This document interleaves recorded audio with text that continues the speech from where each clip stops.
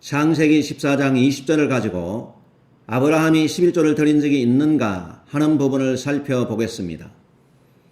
창세기 14장 20절에 보면은 너희 대적을 내 손에 붙이신 지극히 높으신 하나님을 찬송할지로다 하며 아브라함이 그 얻은 것에서 10분의 1을 멜기세덱에게 주었더라 라고 기록을 합니다. 11조 설교를 하는 목사님마다 이 본문을 통해서 아브라함도 11조를 바쳤다는 설교를 여러분들이 귀에 못이 박히도록 들었을 것입니다. 결론적으로 미리 말씀을 드리자면 아브라함은 11조를 드린 적이 없다는 사실입니다. 거듭 말씀드리지만 11조는 모세 이후에 이스라엘 국가가 탄생하면서 생겨난 이스라엘 백성들의 세금 제도입니다. 아브라함이 세금이라고 하는 11조를 낸 적이 없는 성경적인 근거를 살펴보도록 하겠습니다. 아브라함이 가나안 땅에 들어갔을 때 가나안의 환경을 살펴보게 되면 가나안은 당시 도시국가들이 모여있는 부족국가 형태였습니다. 한국으로 말하자면 시족사회였죠. 아브라함 시대는 한국의 고대사보다 거의 3배가 많은 4,000년 전의 일입니다. 오늘날 현대와 같은 국가로 생각하시면 안 됩니다. 작은 땅의 아브라함 시대에 성경에 등장하는 가나안 왕들만 해도 7명이 등장합니다. 가나안 전쟁을 치렀던 5 왕들이 있습니다. 이들 외에도 아브라함 시대에 성경에 기록된 왕들은 살렘 왕 멜기세덱도 있었고 창세기 20장 2절 말씀에 보면 그랄 왕 아비멜렉도 존재했습니다. 이 외에도 가나안 땅에는 성경에 기록되지 않은 작은 도시국가들의 왕이 많이 존재했습니다. 아브라함도 가나안 땅에 들어가 살기는 했지만은 마므레가 사는 지역에 성이 없는 들에서 살았습니다. 그래서 창세기 14장 13절 말씀에 보면은 아브라함이 아모리 족속 마므레의 상수리 숲을 근처에 거하였더라 라고 말합니다. 4,000년 전에 들에 살면서 목축하는 아브라함에게 누가 와서 세금을 받아갔겠습니까? 멜기세덱이 찾아와서 11조를 받아갔겠습니까? 반대로 아브라함은 한 번도 멜기세덱에게 찾아가서 11조를 바친 일이 없습니다. 11조라는 세금을 받아갈 사람은 아브라함이 사는 지역의 마므레였습니다. 그러나 마므레는 아브라함과 함께 동맹한 동맹군이었습니다. 아브라함에게 도움을 주었지만은 세금을 받아간 적이 없습니다. 더구나 창세기 20장 7절 말씀에 보면 아브라함은 선지자였습니다. 또 창세기 12장 10절로 20절 말씀에 보면 아브라함은 11조를 내기는커녕 때에 따라서 하나님의 간섭으로 애굽왕 바로에게 도리어 재산을 많이 받아서 나왔습니다.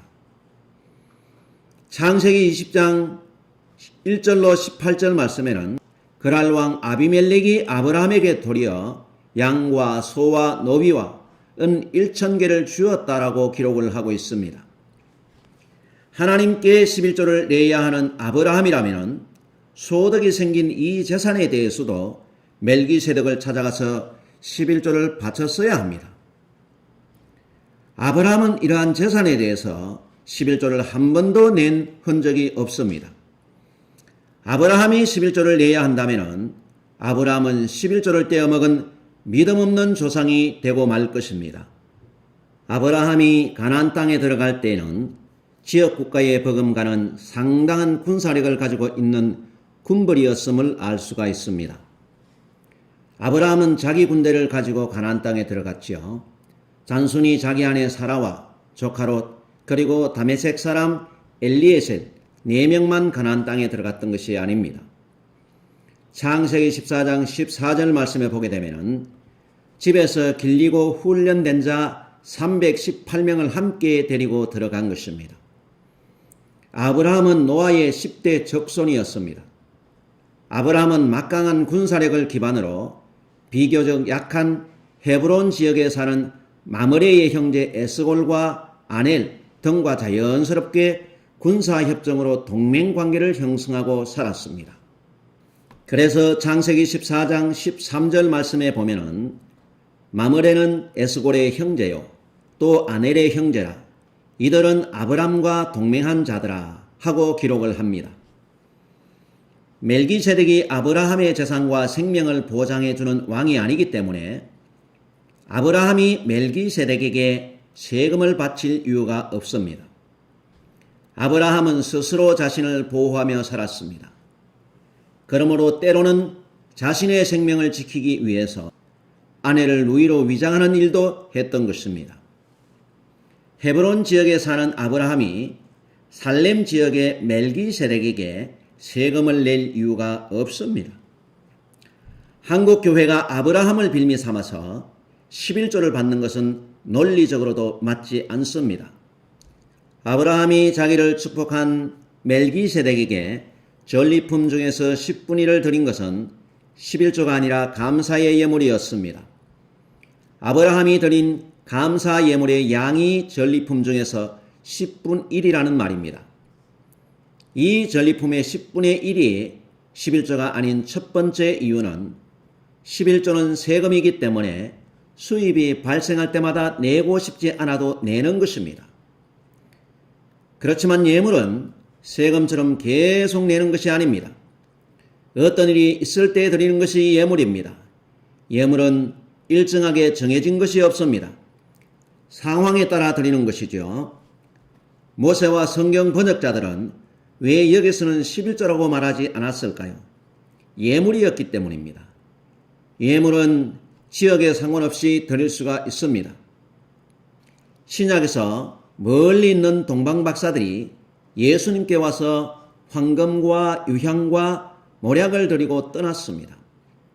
동방 박사들이 계속적으로 예수님께 황금과 유향과 몰약을 드리고 예수님을 따라다니지 않았지요.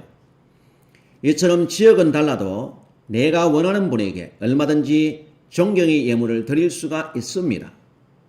아브라함이 단 한 번밖에 드린 적이 없는 예물을 11조라고 할 수가 없는 것입니다.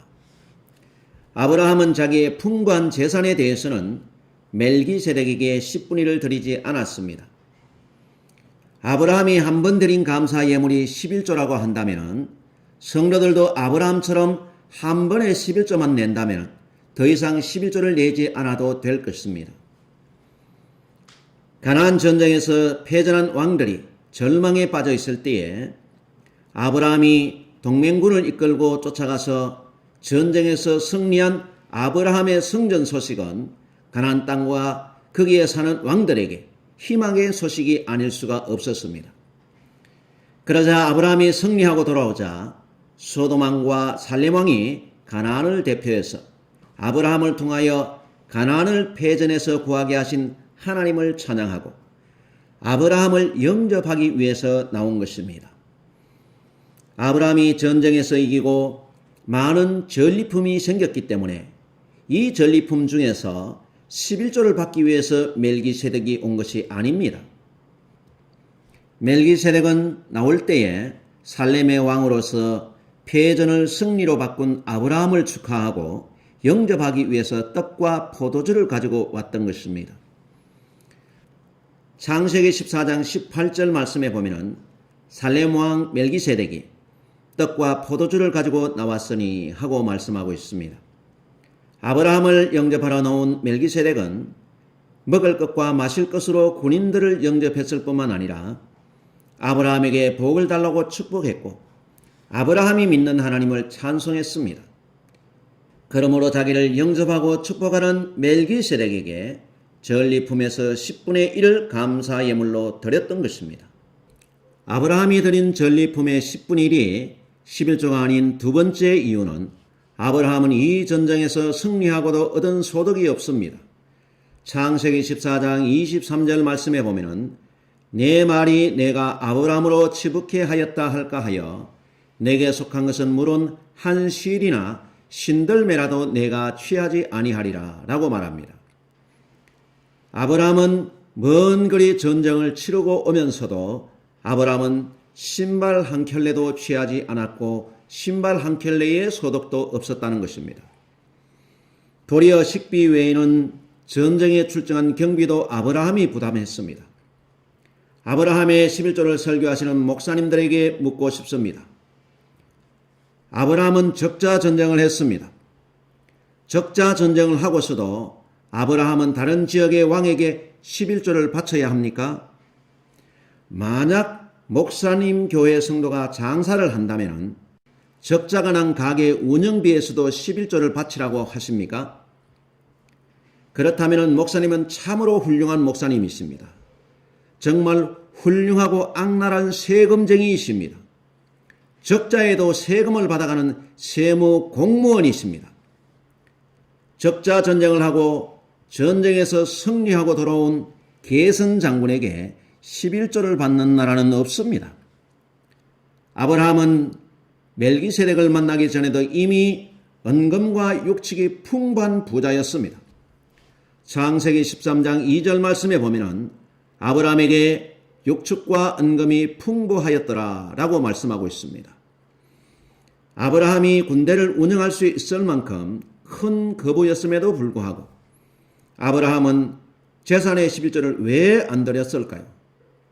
아브라함은 많은 재산에서 11조를 드린 흔적이 없습니다. 아브라함이 11조를 내야 하는 사람이라면 아브라함은 재산의 11조를 감춘 아나니아 삽비라 같은 저주받은 사람 아닙니까? 11조의 측면에서 보면 아브라함은 복의 근원이 아니라 목사님의 말대로 하나님의 11조를 떼어먹은 저주받은 사람입니다. 다시 말하면 풍부한 기본 재산에 대해서는 11조를 안 드리고 전리품이라고 하는 부수입에서만 11조를 드린 사람입니다. 현대 용어로 하자면 성도들이 본인의 재산과 월급에서는 11조를 안 드리고 보너스나 부수입에서만 11조를 드린 것과 같습니다.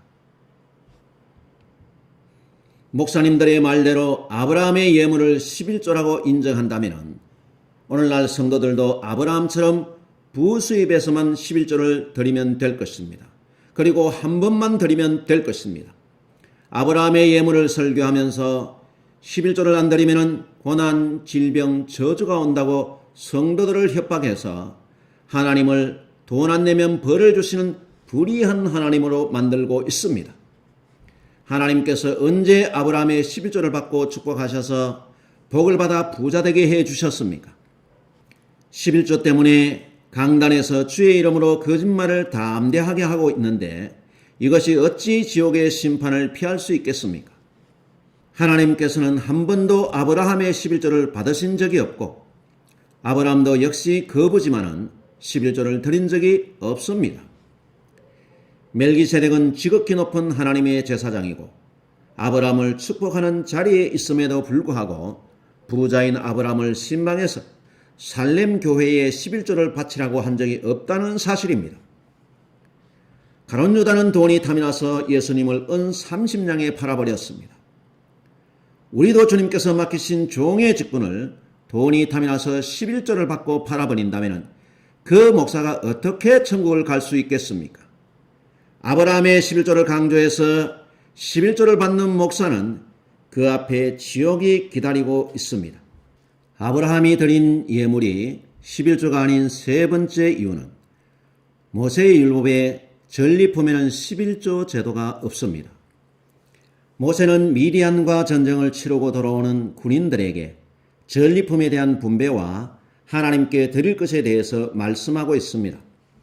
민수기 31장 26절로 30절 말씀에 보게 되면 27절 말씀에 그 얻은 물건을 반불하여 절반은 싸움에 나갔던 군인들에게 주고 절반은 회중에게 주고 싸움에 나갔던 군인들로는 사람이나 소나 나귀나 양떼의 500분지 1을 여호와께 드리되 또 30절 말씀에 보게 되면 또 이스라엘 자손의 얻은 절반에서는 사람이나 소나 나귀나 양떼나 각종 짐승을 50분지 1을 취하여 여호와의 성막을 맡은 레위인에게 주라 하고 기록을 하고 있습니다.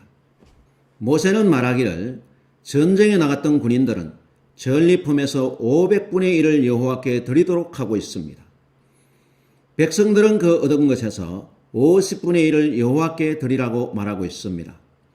전리품에 대해서는 11조 제도가 해당되지 않습니다. 모세의 11조가 만들어지기도 전에 아브라함이 미리 알고 11조를 드렸다면 아브라함은 전리품의 규례에 대해서도 미리 알았을 것입니다. 아브라함이 전리품의 규례를 모르고 10분의 1을 11조로 멜기스덱에게 드렸겠습니까? 아브라함의 예물 사건을 기록한 사람은 모세입니다. 모세가 11조를 몰라서 이 사건을 10분의 1이라고 기록한 것이 아니라 아브라함이 드린 것이 11조가 아니기 때문입니다. 이런 말들을 듣고 잘못된 신앙생활을 하는 성도들은 용서받아서 천국 갈 수 있겠습니까? 성도들이 나중에 예수님께 나는 몰랐다고 하면 다 용서가 될까요? 성경이 있음에도 읽지 않고 바른 것들을 듣지도 않고 하나님에 대해서 알려고도 하지 않은 것은 본인의 나태로 인한 것은 용서가 되지 않습니다. 소경이 소경의 인도함을 받아서 넓은 길로 가다가 함께 멸망의 길로 가는 것입니다. 그러므로 성도들도 더욱 정신을 차리고 기도하면서 성경에서 바른 길을 두드리고 찾아야 합니다. 예수님의 구원은 누구에게나 주어졌지만 은금을 구하는 것처럼 간절히 찾는 자가 주님을 만나게 되는 것입니다. 목사들도 그렇지만 성도들도 정신 차리지 못하면 본인의 영혼도 잃어버리게 된다는 것을 기억하시기 바랍니다. 아브라함의 전리품 규례를 들어서 11조를 설교하는 목사의 설교에 쏙지 마시기 바랍니다. 한국 교회가 점점 변질되어 가고 있는 모습을 바라보면서 여러분들의 신앙을 포기하지 말고 성경에서 바른 신앙의 길을 찾아가시기 바랍니다. 결론적으로 말씀드리자면 아브라함은 멜기세덱에게 전리품 중에서 10분의 1을 예물로 드렸습니다. 그러므로 더 이상 아브라함을 이용해서 아브라함이 11조를 드렸다고 11조 설교를 정당화시키는 악역으로 사용하는 거짓말 설교가 한국교회의 강단에서 사라져야 합니다. 또 성도들이 이런 설교에 자꾸 속지 말아야 합니다. 성도들이 속으면 이런 설교는 사라지지 않습니다. 11조를 받아내기 위해서 목사들이 계속 사기치는 설교를 하게 되어 있습니다. 교회가 11조를 받는 것은 성경이 밝히는 사기 행각입니다. 이러고도 이런 교회 목사가 천국을 가겠습니까? 또 이런 교회 다니는 성도는 천국 갑니까? 성도 여러분들이 스스로 판단하시기 바랍니다. 참된 그리스도인은 예배당에 나가서 11조 바치는 자가 아닙니다. 아브라함처럼 평상시 하나님의 말씀을 지키고 살아가는 성도가 참된 그리스도인입니다. 우리 주님은 이런 성도들을 원하고 계십니다. 예수님 당시에 헤롯이 잘 지어놓은 성전에서 예배를 드리는 아브라함의 후손인 바리새인과 서기관들을 향해서 도리어 뱀들아 독사의 새끼들아 너희가 어찌 지옥의 판결을 피하겠느냐 하고 책망하셨습니다. 성도 여러분, 잘 지어진 건물에서 유명한 목사가 예배를 드린다고 여러분들이 구원받을 성도라고 착각하지 마시기 바랍니다. 지옥의 판결을 받을 그 목사들과 함께 지옥의 판결을 받지 않도록 주의하시기 바랍니다. 우리는 아브라함의 11조를 말하기 전에 아브라함의 믿음을 말해야 합니다. 믿음이 좋은 아브라함이 이주한 가나안 땅에는 교회가 없었습니다. 아브라함 자신이 교회였고 그 가정이 교회였습니다. 아브라함은 가나안 살렘 교회를 다닌 적도 없습니다. 아브라함은 교회를 다니면서 멜기세덱 목사님을 섬기고 살렘 교회를 위해서 봉사하지도 않았습니다. 아브라함은 교회도 안 다니고 교회에 11조도 안 바쳤지만은 하나님께서 인정하신 우리가 믿는 믿음의 원조인 조상이 되었습니다. 하나님께서 원하시는 믿음이라는 것은 아브라함이 원조요 모델이라는 것입니다. 하나님께서 원하시는 신앙은 아브라함처럼 살라는 것입니다. 이것이 신앙입니다. 오늘날 한국교회 성도들이 하는 신앙생활은 어떤 것입니까?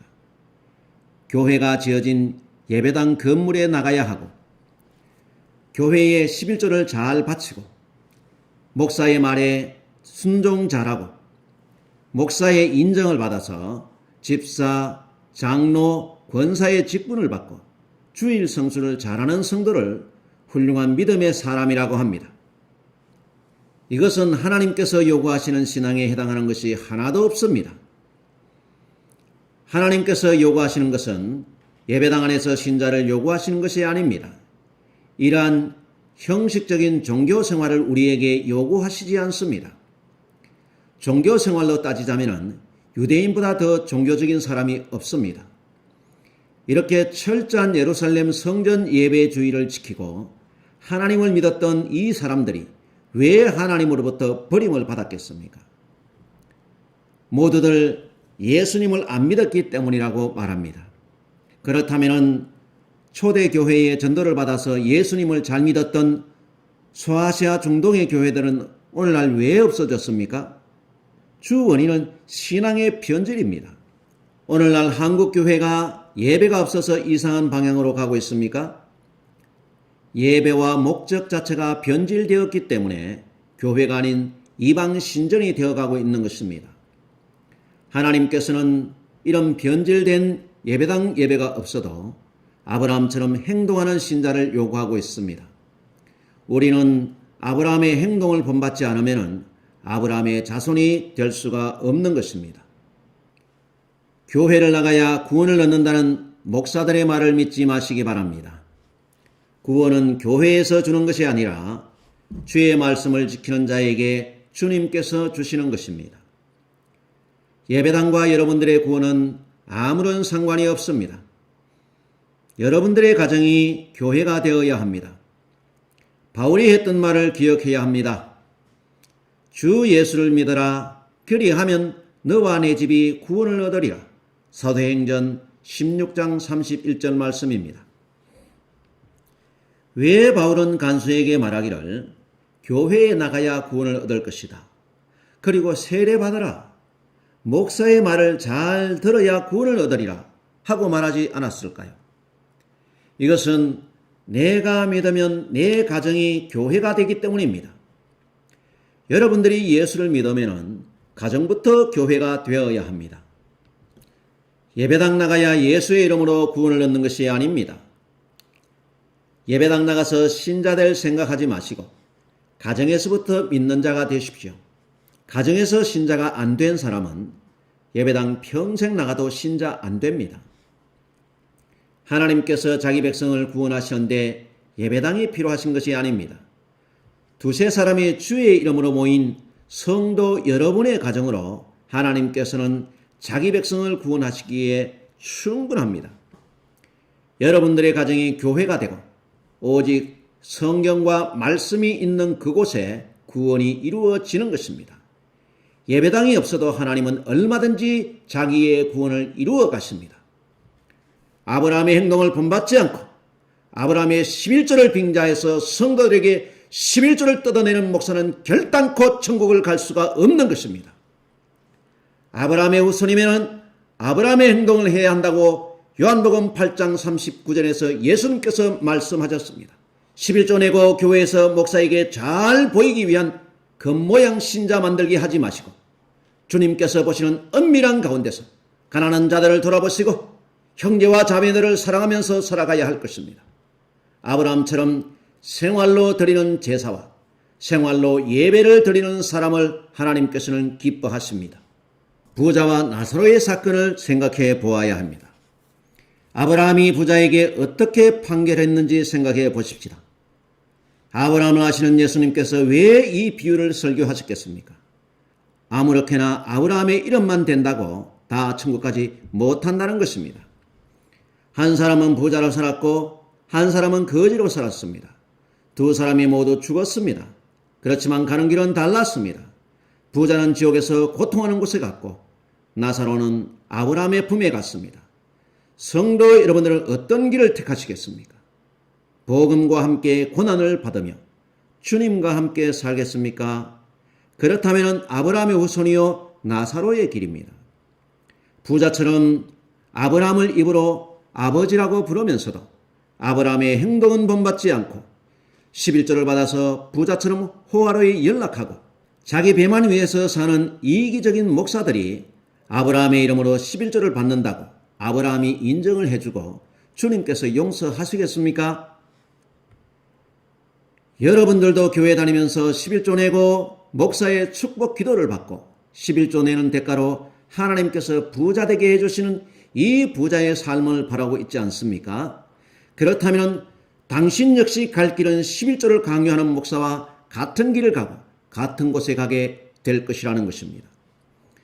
예수님께서 말씀하신 부자와 나사로의 비유를 깊이 묵상하시고 아브라함의 품이 성도 여러분들의 안식처가 되시기를 바랍니다. 성도 여러분, 여러분들이 대형 교회에 다닌다고 자랑하지 마십시오. 또 대형 교회에 다닌다고 자부심 갖지 마십시오.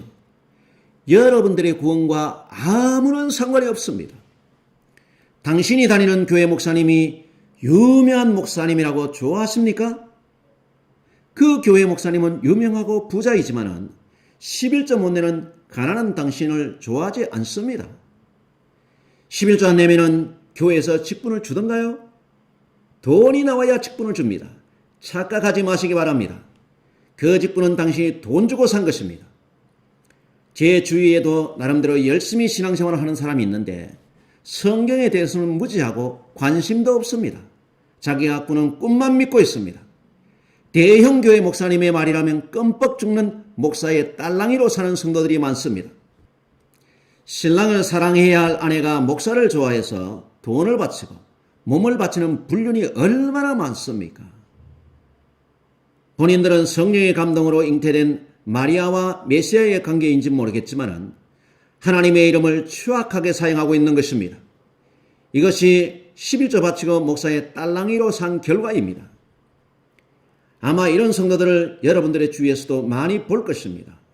이런 성도들은 뱀들과 독사들의 독에 중독이 되어 있어서 본인이 어떤 행동을 하는지도 모르고 함께 멸망해 가는 것입니다. 하나님께서 주신 소중한 재산을 잘못 사용해서 불의한 청지기가 되지 않도록 조심하시기 바랍니다. 성도 여러분들은 잘못된 목사들의 길을 쫓아가지 마시고 아브라함과 주님의 마음을 품고 아브라함과 사라처럼 가족을 사랑하시기 바랍니다. 이것이 당신의 교회요 안식처입니다. 남편은 아내를, 아내는 남편을, 부모는 자식을, 자식은 부모를 사랑하십시오. 이것이 하나님께서 여러분들의 가정에 주신 교회의 참된 모습입니다. 곧 아브라함의 믿음의 출발이기도 합니다. 둘째로 아브라함처럼 이웃에게 선을 베푸시기 바랍니다. 이웃에게 불의를 행치 마십시오. 이것은 곧 아브라함의 행동입니다. 셋째로 아브라함처럼 불쌍한 이웃을 외면하지 말고 돌아보십시오. 이것이 곧 아브라함이 롯을 돌아보는 긍휼의 믿음이요 복음입니다. 아브라함의 이름으로 협박을 하고 열심히 11조를 받아서 교회라는 이름으로 부동산을 사서 대형 예배당을 짓고 대통령 부럽지 않은 호화로운 목회 생활을 하다가 죽어서 우리 믿음의 조상 아브라함을 만나 보시기 바랍니다. 불법적으로 11조 받은 목사님들에게 나사로가 있는 천국에 들여 보내겠습니까? 아브라함의 무서운 심판의 증거를 받게 될 것입니다. 불나방이 자기 죽을 줄을 알지 못하고 불만 보면 달려들다가 불에 타서 죽는 것처럼 오늘날 한국교회 목사나 성도들이 돈 때문에 지옥의 불나비가 되어 있습니다. 이런 설교를 해도 죄악에 연단된 마음들이 비웃기만 하고 하나님의 음성에는 관심이 없습니다. 예수님의 말씀처럼 피리를 불어도 춤추지 않고 애곡하여도 가슴을 치지 않고 복음에는 성도나 목사나 관심이 없다는 사실입니다. 오직 부자 되는 돈에만 관심이 있습니다. 이러한 백성들의 마음을 보면서 예레미야는 이렇게 슬픈 노래를 불렀습니다. 예레미야 애가 1장 19절 말씀에 보면은 내가 내 사랑하는 자를 불렀으나 저희가 나를 속였으며 나의 제사장들과 장로들은 소성시킬 식물을 구하다가 성중에서 기절하였도다. 오늘의 한국교회를 바라보는 하나님과 선지자들의 심정이었습니다. 설교 말씀을 여러 번 듣고 잘 이해하셔서 주 안에서 바른 믿음의 길을 가기 원하는 여러분들의 가정에 주님의 은혜가 넘치도록 풍성하시기를 기원합니다. 다음 순서는 야곱이 11조를 드렸는가 하는 내용을 살펴보겠습니다.